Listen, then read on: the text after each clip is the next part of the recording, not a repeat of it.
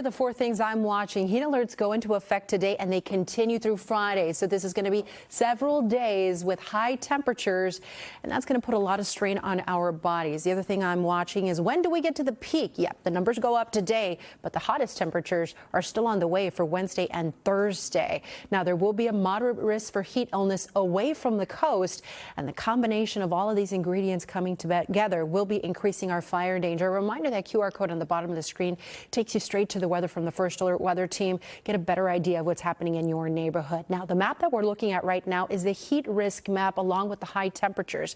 It's not just enough to know how hot it's going to get, but also how that heat could impact your health. So the brighter the color, the higher the risk for heat illness. And today, notice that there will be some pockets inland with that moderate risk for heat illness. And for our friends in the deserts, you're feeling it today with temperatures in the triple digits. Now, this is Tuesday. Let me show you Wednesday. I did tell you that that's when we get to the peak of the heat. And notice how we have more areas with this orange shading in the valleys, the Inland Empire, even down towards the Long Beach area and the downtown area. So the risk for heat illness increasing for more of you tomorrow.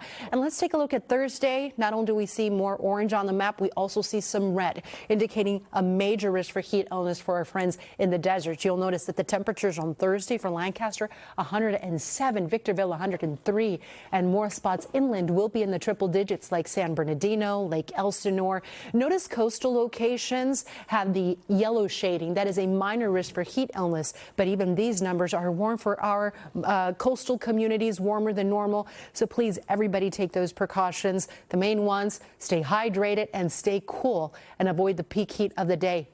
As I take you through the day, notice how the winds right now are calm. We do have some breezy conditions out towards the Banning Pass area, but it is during the afternoon hours that the winds will pick up even more.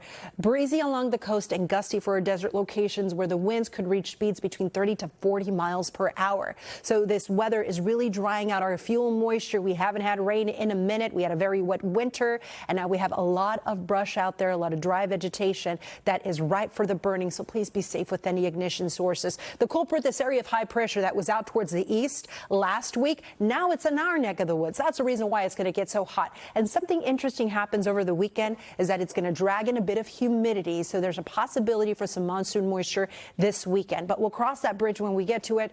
In the coming days, prepare for the heat and be smart. We'll have mid to upper 70s along the coast, the Basin Orange County, mid to upper 80s. Thursday is the warmest day, and then temperatures lower over the weekend, but I wouldn't necessarily say it's a cool down. Look at the valleys in Inland Empire. 90s today, a few 100-degree readings, and then more of that on Wednesday and Thursday. The temperatures this weekend, mid to upper 80s and low 90s. The forecast for the deserts, we are feeling an extreme heat warning for the low desert, where today 110, by Thursday 115, and then finally in the mountains, warm for our mountain communities, 83 today, in the upper 80s by Thursday. That's your forecast, everyone. Now to traffic with Holly.